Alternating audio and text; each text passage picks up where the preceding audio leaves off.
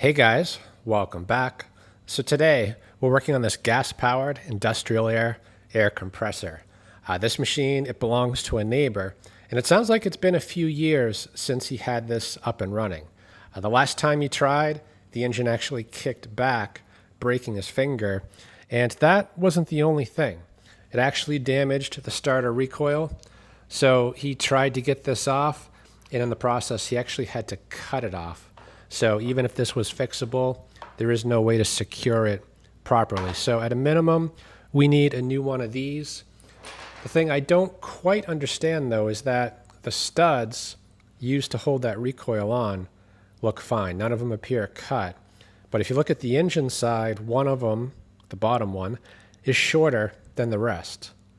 Kind of looks like it broke off. So, initially I was thinking this would be an easy repair. Maybe it still is. So the goal today is going to be to get this up and running again. So let me get you set up a little bit better and get going on this. All right, so first things first, let's check the oil. Make sure we have some.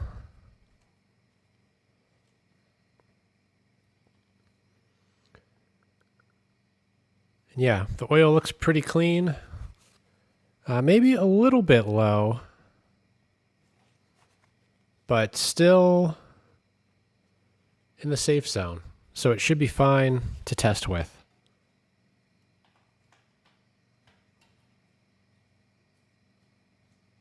So I'm going to run this good unbroken stud in to each of the locations here on the engine block and see if we can't figure out which one has the broken piece in it. All right, that one's good. Tightened up without issue.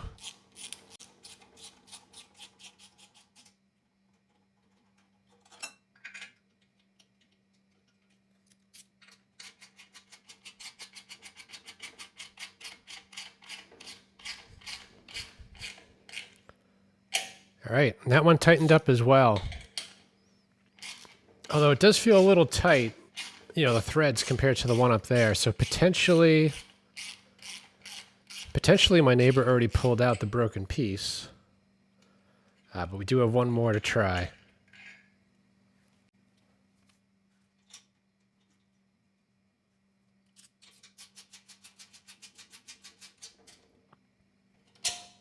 Okay, good. And all three seem to be good. So we only need a new stud, and we should be able to get the starter recoil reinstalled. All right, so I think we got pretty lucky. It seems like the stud screws into each position that it needs to. So really, we only need to replace the broken stud and the starter recoil. So, this engine, it is a Honda GC160. And although I don't have parts for this exact engine, I do have parts for a GCV 160. And the only difference is that this was from a vertical shaft engine that had engine damage. It actually was a pressure washer. So I did save the parts that I thought could be used in the future, including the starter recoil and the needed studs. So let's get that stuff off. We'll compare it to the parts over here and see if we can use the parts.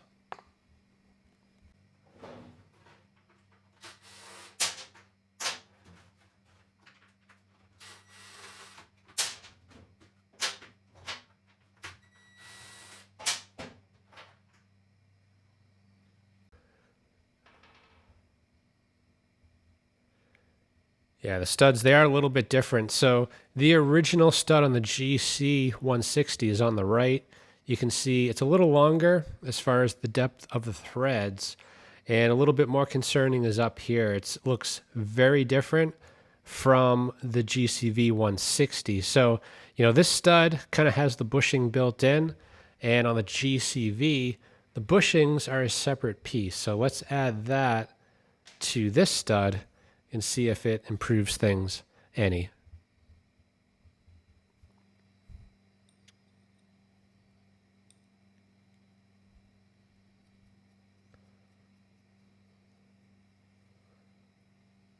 All right, let's compare these again. GCV stud on the left,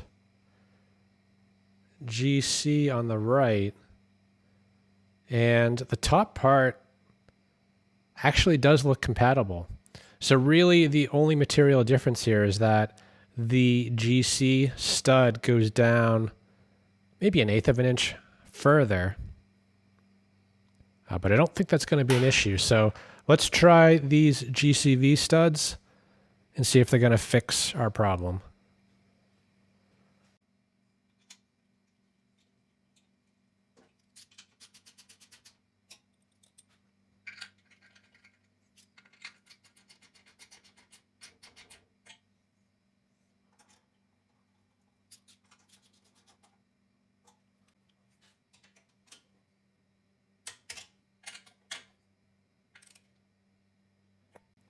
That one does not feel good.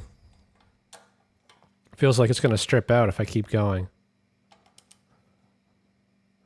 And same thing with that one. So I'm actually going to swap these two out with the original studs, and we'll leave the GCV stud just in the lower left.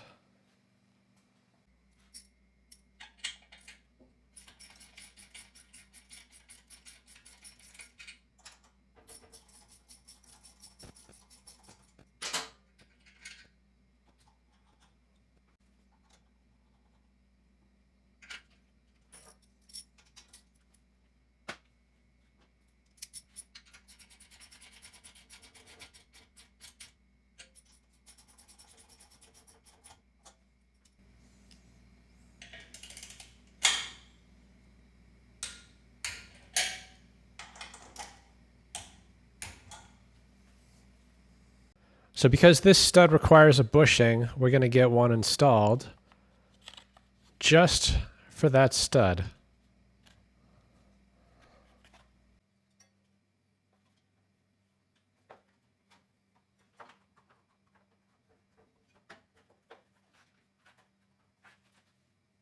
And these are probably different part numbers because the original had the sticker facing the right way. And if we put the GCV starter on there, although compatible, the sticker is upside down.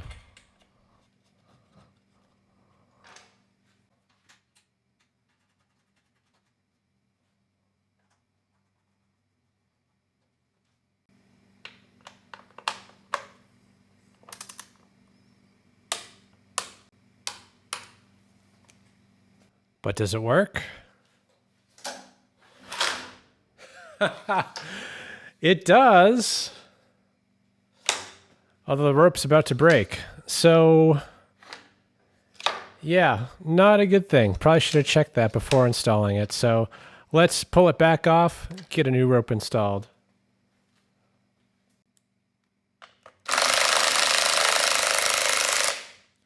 And it looks like that stud is coming out.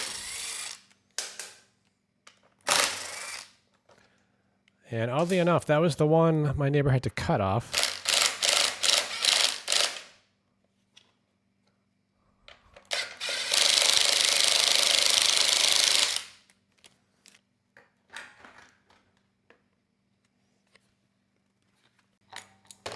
So I definitely should have thought about this before installing it. When I was working on this pressure washer, that's when the cord became damaged. So the whole engine was damaged. So I just took it apart, put it in a box. Not sure, if I was going to use it again. Yet, here we are. So that definitely needs to be replaced.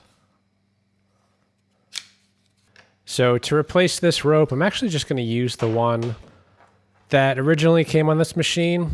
The rope is not going to be used again, at least not with this starter recoil.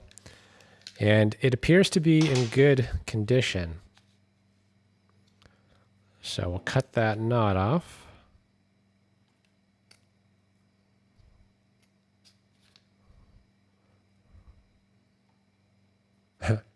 Although with some sharper cutters.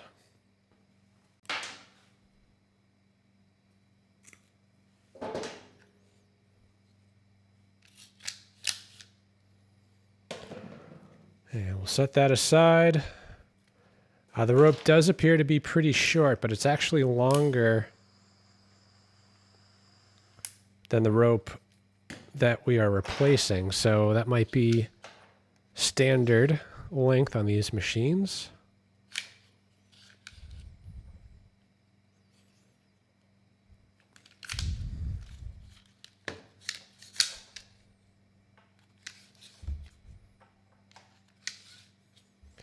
All right, take that back. This one is quite a bit longer. Let's just cut out this old rope and install a new. So we're going to use some number 5. Seems to be, I was going to say the same, although it actually looks to be maybe a tiny bit thicker, which should be fine. You know, I do use number 5 on larger machines, so I'm not sure we're going to get the full length as the old stuff. I guess as an alternative, I do have the number 4, but that is technically for chainsaws. So we'll cut that right about there. Not with those cutters.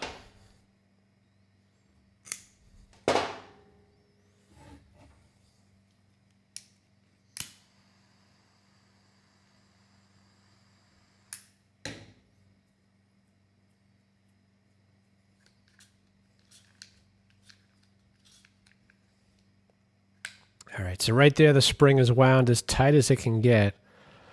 So I'm going to let some of the spring tension off.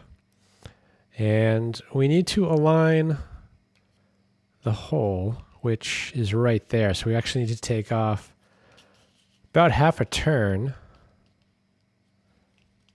to get things aligned.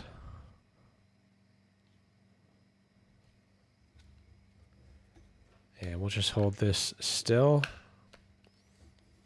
while we try to fish this in.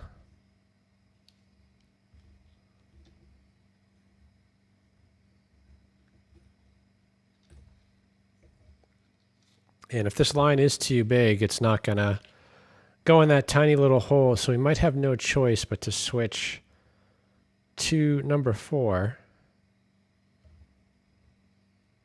Although it might go through. Okay, that pulled through easy enough.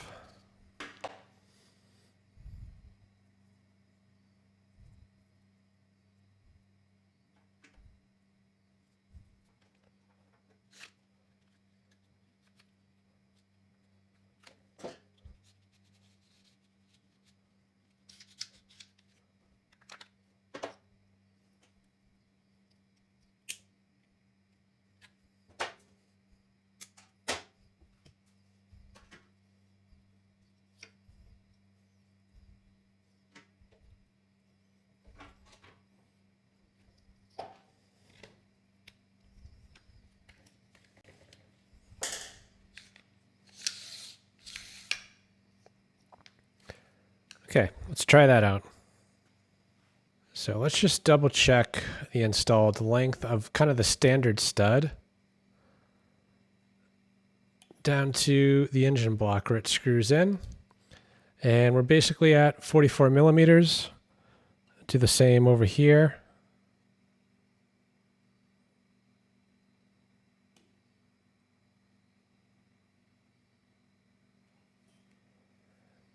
And this one's a little bit taller at 45,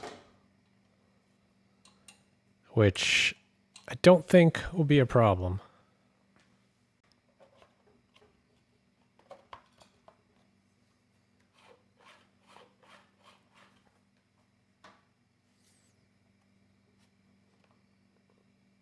And oddly enough, it is a problem. The fan is just rubbing a tiny bit where the GCV stud is installed. So I think we need a spacer to get this to work right. And by a spacer, I mean probably just a washer. We're that close. So I think that should push us over the edge.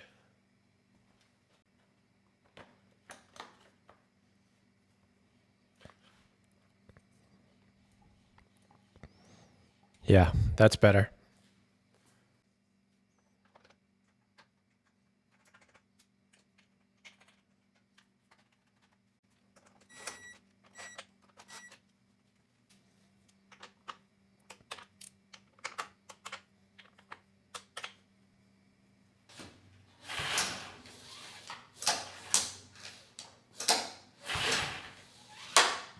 That should be good.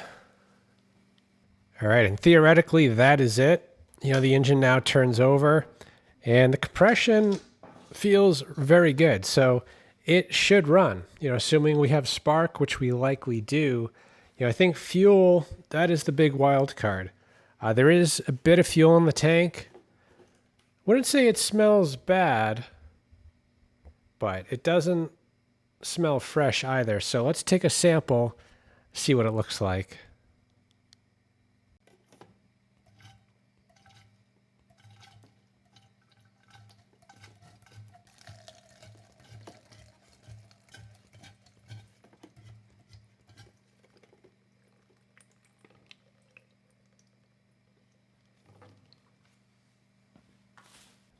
Yeah, unless that's two-stroke fuel, it looks pretty bad. And I couldn't get a whole lot out with the pump because the level is just so low. So ideally, you know, we would just drain the tank out. And there is actually a fuel pump on this, but if we remove this line right here, we should be able to get a majority of the fuel out.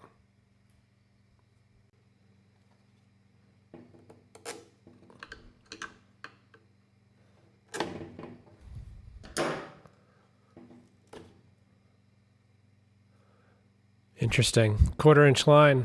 Honda usually uses 3/16.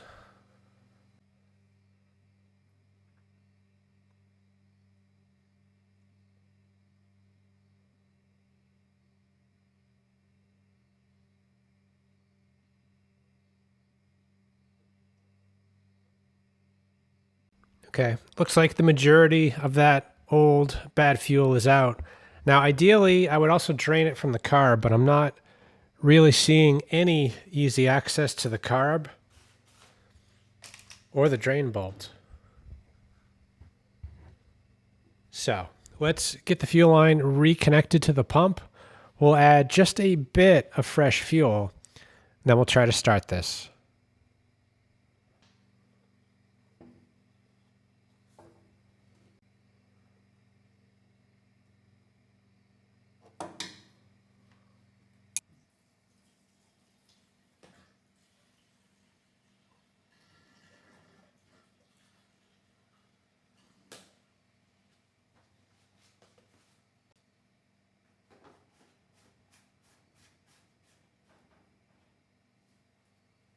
All right, let's give this a try.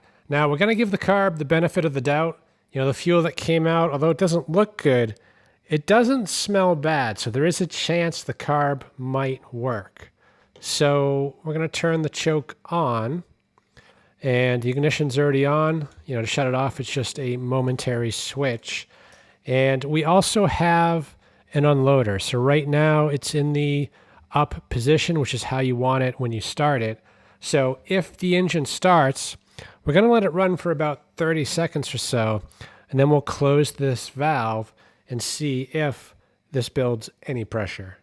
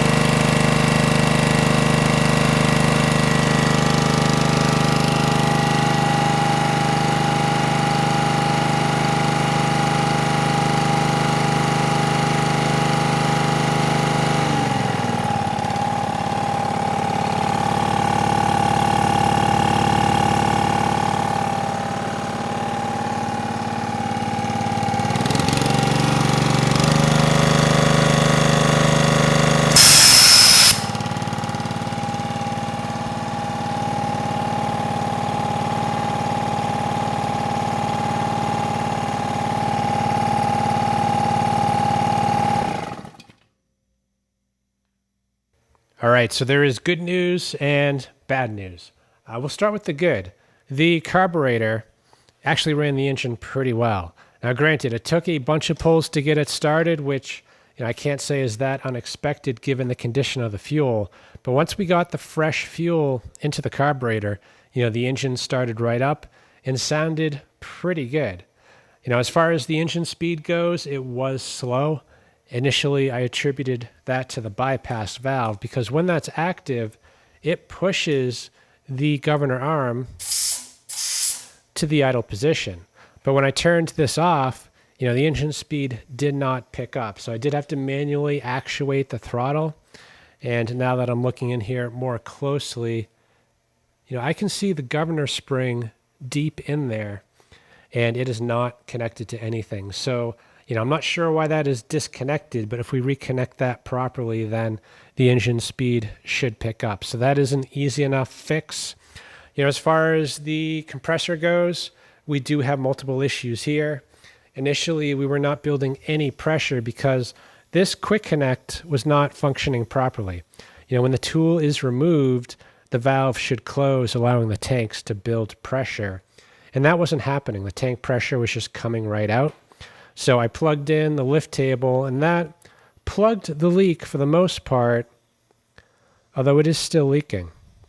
So yeah, this quick connect needs to be replaced for sure. But the most concerning thing was over here. The pressure relief valve kicked in at about 160 psi, which kind of got me by surprise because the data tag over here says this machine is rated at 175 psi. So that valve could be bad. Potentially it was replaced with the wrong one. But whatever the case, that valve is not working properly. So that likely needs to be replaced as well. So when that happened, I went to shut it down and realized that the switch did not work. So I had to disconnect the plug. And now that I'm looking at it more closely, I can see why the switch didn't work. This wire came out, and it does not connect very well.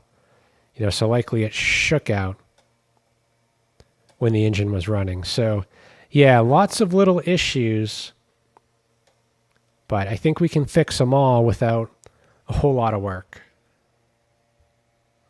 So to get access to that governor spring, we're going to have to actually pull the tank off.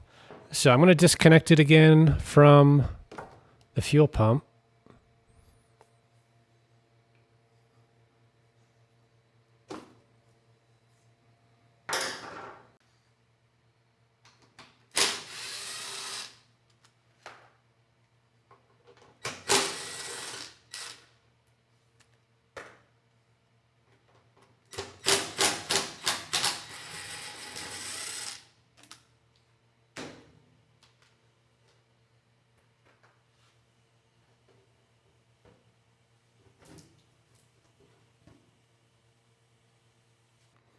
All right, so there's the governor spring. And it is not connected on either end. So one end should be connected to the governor arm and the other end up here on the throttle control. All right, so we'll get the spring reconnected.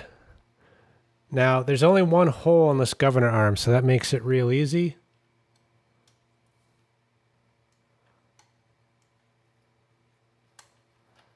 All right, so that is in. And then the other end should attach right like that.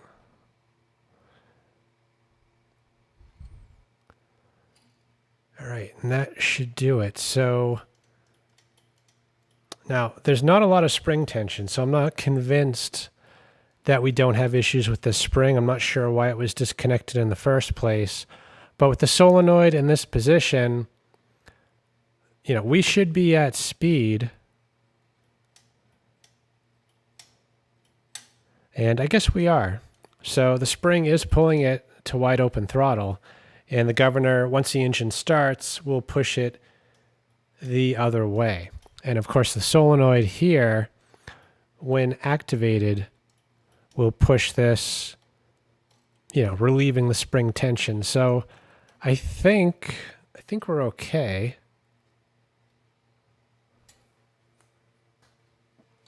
And we'll give this connector a little squeeze.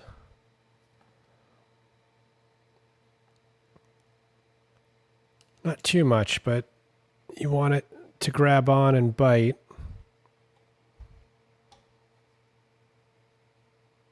Yeah, that is much better.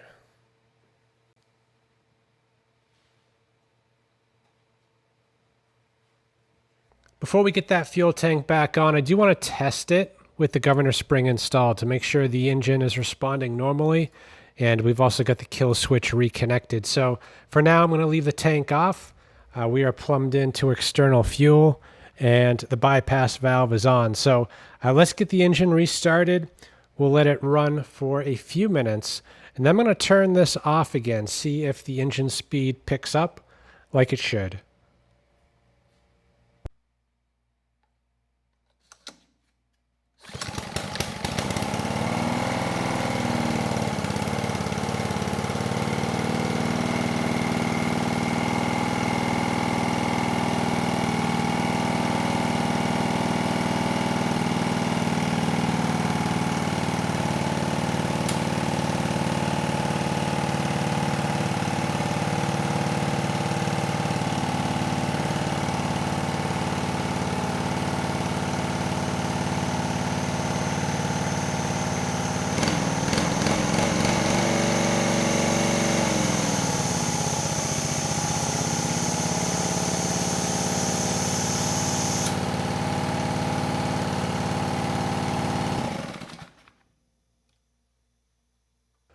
So unfortunately, adding that spring back into the mix didn't fix the issue. The engine is only idling and won't get up to speed. So potentially, this is the wrong spring. And unfortunately, on this particular model engine, there is no adjustment on that spring tension. So the only option is to replace it, or maybe we have another issue. Looking over here, this bracket, there is a set to set full throttle right there. And you can see we're not actually up against it. So if this bracket here got bent, which it kind of looks like it is, then that would influence actually the top speed. So let's get the engine restarted. We'll try holding it in wide open throttle and see if that makes any improvement.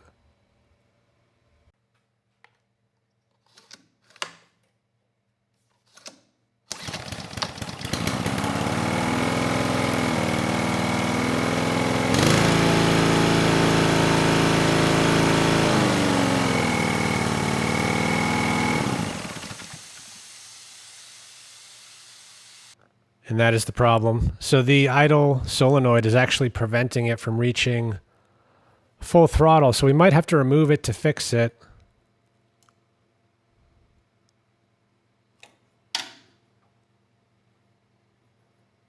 And we're pretty close, actually.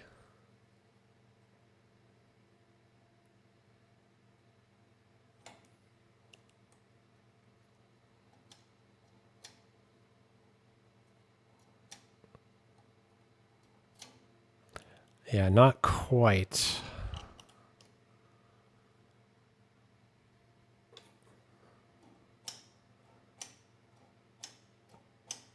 Okay, that should do it.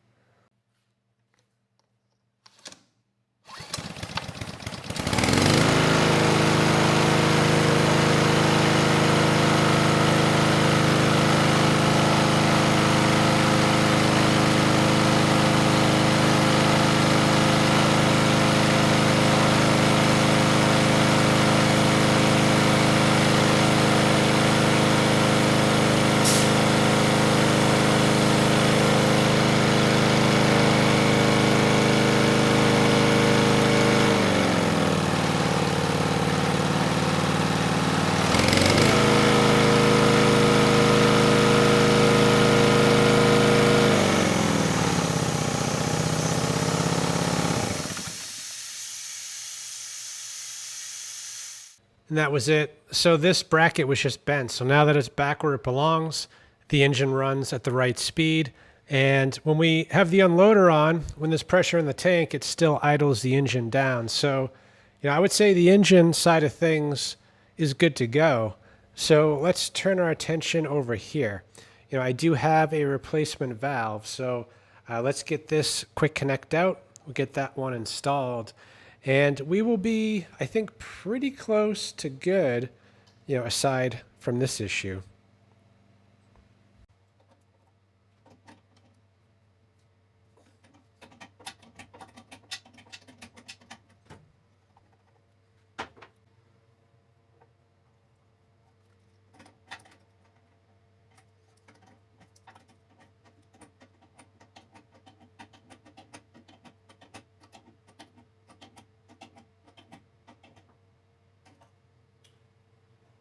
All right, let's try this again. This time we will build some pressure in the tank and then shut it down and check over here for any leaks.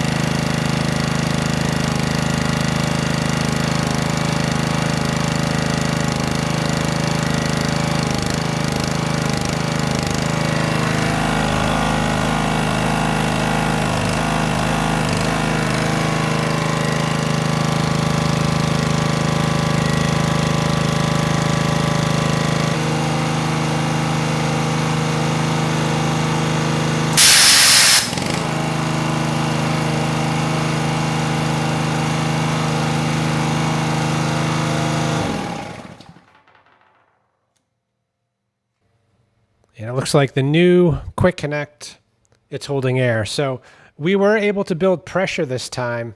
And when the air dumped out, it actually wasn't coming from the pressure relief valve. It was coming from the idle control. So whenever this tries to activate to slow the engine down, just a ton of air dumps out, which is kind of what we were seeing when we activate the idle control. So I don't think that is right.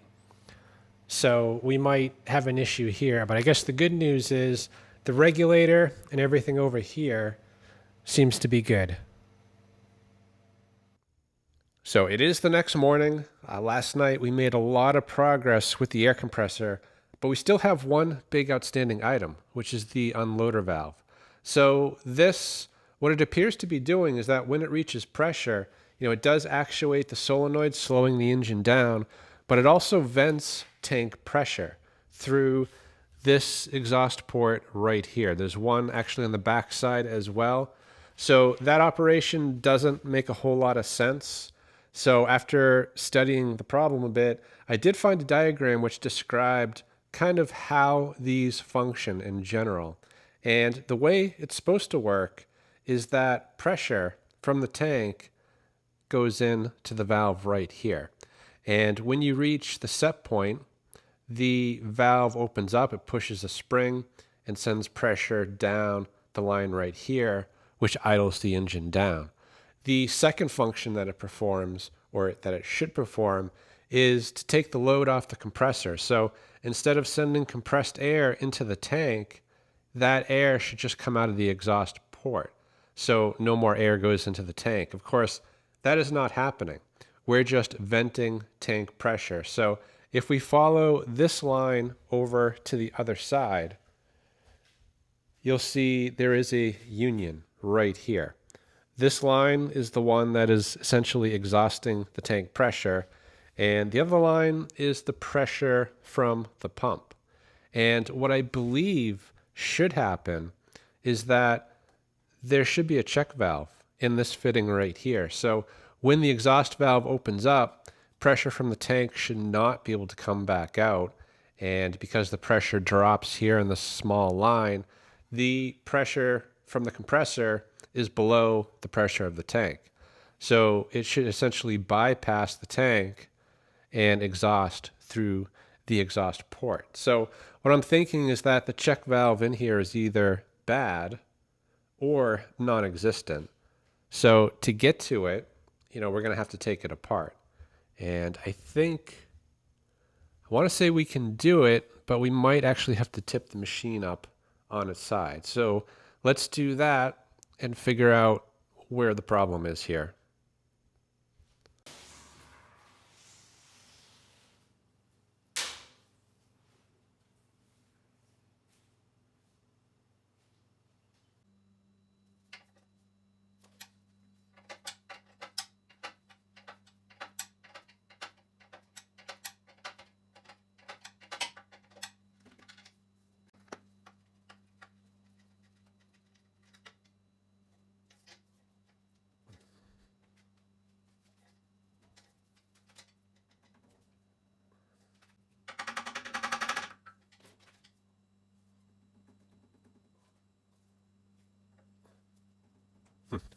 I feel like that should come out of there.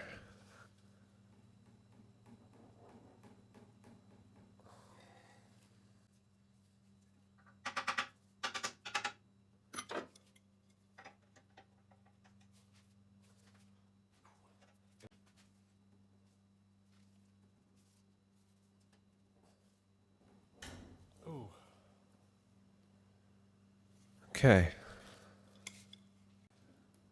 And some water did come out of this fitting, which isn't surprising. It is a compressor, but that for sure would contribute to kind of the problem we're seeing here.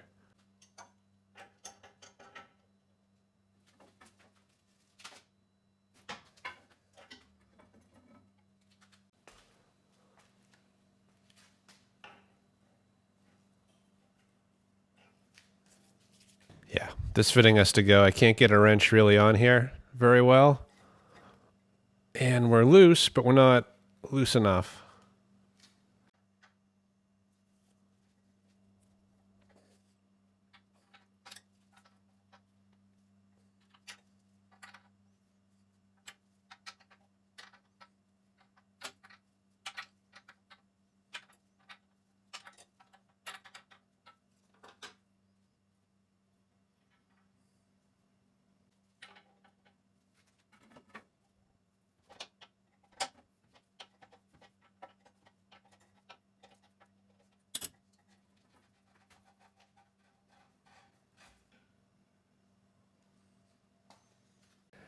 And yeah, that's exactly what this is. This is a check valve, and I was hoping it would be made out of brass or stainless steel. Then we could just clean it up and reuse it. But given the amount of corrosion and rust, even if I got this to work again, I don't think it would work very long. So ideally, we'd order up a new one of these. Unfortunately, according to the parts diagram, this is a discontinued part. That said, though, I did find a couple on Amazon and eBay that look like they might work for this machine. So I'm going to order one of those up. We'll try it out, and hopefully that solves the problem. All right, so it's about a week later, and I've got the check valve kit that I think is going to be a replacement, although I say that, and I'm looking at the pipe ends here, and they are a different size. So yeah, this is not going to be straightforward like I was hoping. This part obviously is not an OEM part. It was advertised as a direct replacement and even used this part number. So although it looks similar, I can tell the pipe is not going to fit up, unfortunately. So back to the drawing board. Well, it's now officially 2 days later. This fitting's out, and Amazon delivered with this fitting, and actually appears to be better made. So like the original, we have 1/2 inch NPT, and on the top we have a 3/8 compression fitting, and right here we have 1/8 NPT. So this should get us up and going. So I'm going to get it out of the bag. I know it came with some thread sealant, but I'm going to add a little more just to be sure, and then we'll get this installed.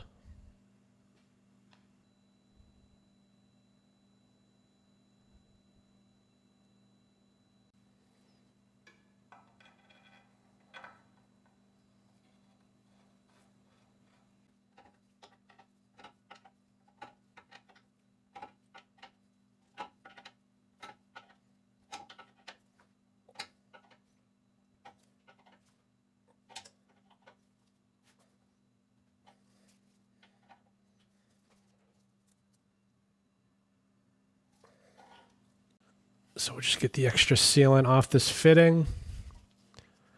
And then we'll add this elbow next. And the plan is to reuse these sleeves, which you shouldn't do, especially if this is being used in your house to carry water, because these usually don't seal a second time, or at least if they do, you know, the odds of them forming a good seal are significantly reduced. So what I'm trying to say is these might leak a little, which is fine because it's only air and not water. But if they leak too much, you know, it's easy enough to go back in, pull these off, and actually we'll need to cut these off and install some new sleeves.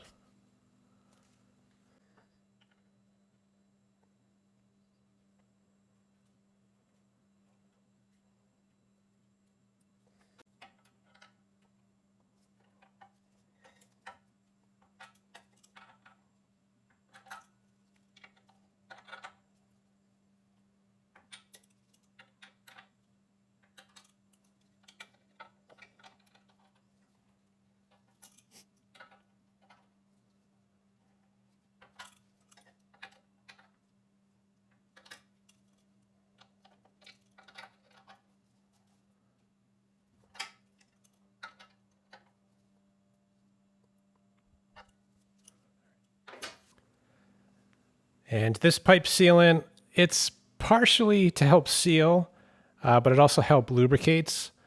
So you get a nice tight fit and kind of minimizes the chance of a leak. At least that's my hope.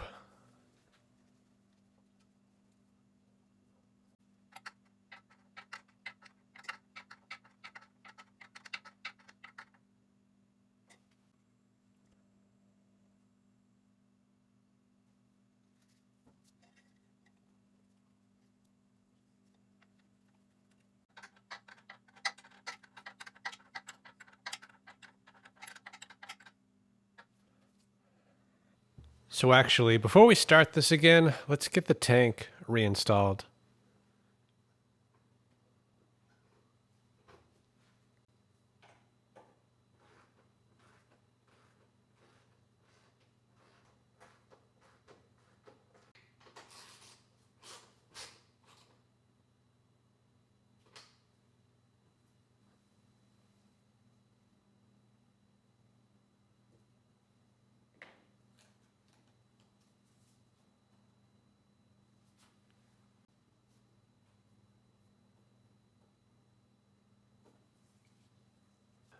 All right, let's give this thing a try. I'm going to get the engine started. I'm going to have the unloader manually unloaded. So we'll give the engine about 30 seconds or so to warm up. We will close the unloader, at which point the tank will build pressure.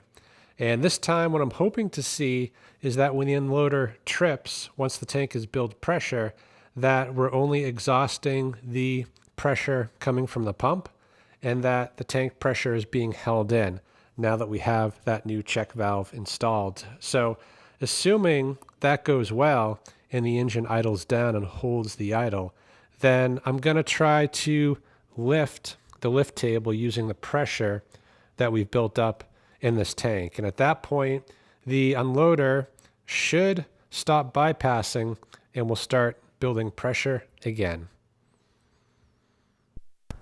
All right, so let's open up the valve, and the fuel, there is no fuel valve, so that should be on. So we'll turn the choke on. Ignition's on by default.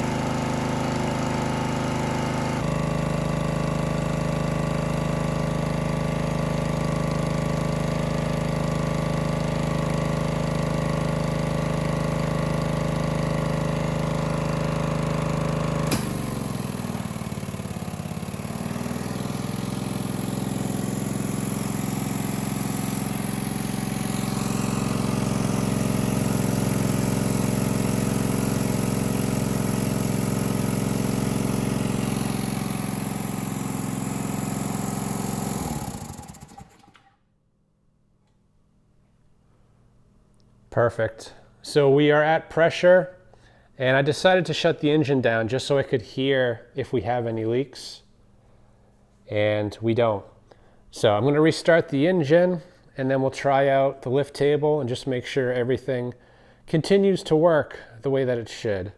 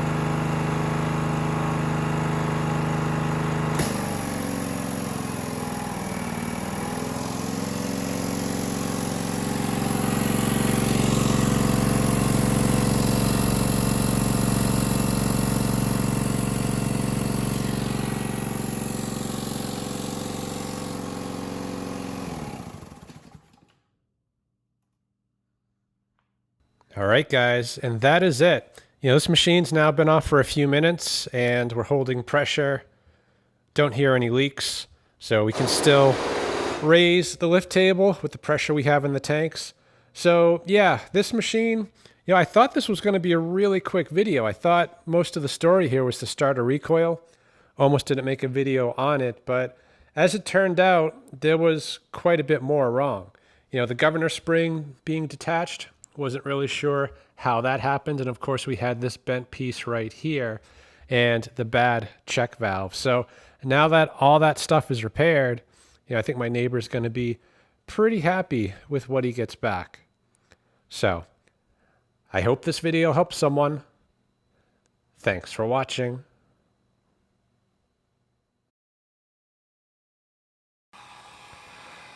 All right, a little bit of bonus footage here. Let's see if we can't make this machine perfect. So I'm hoping by heating this up with the heat gun that we can peel this sticker off without causing too much damage and just reattach it 180 degrees from what it is now.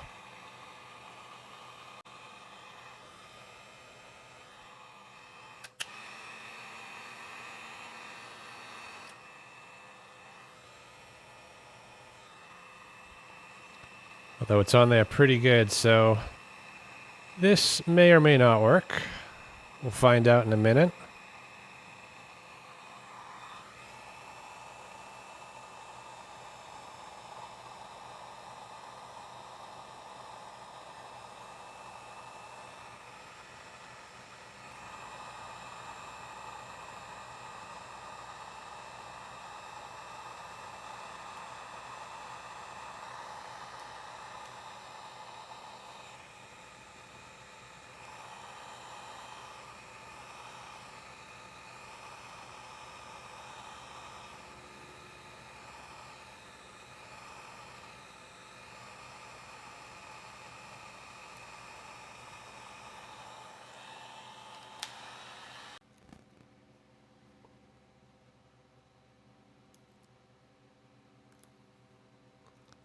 And we're going to need a little more heat again to get it to sit a little bit more flat, I think.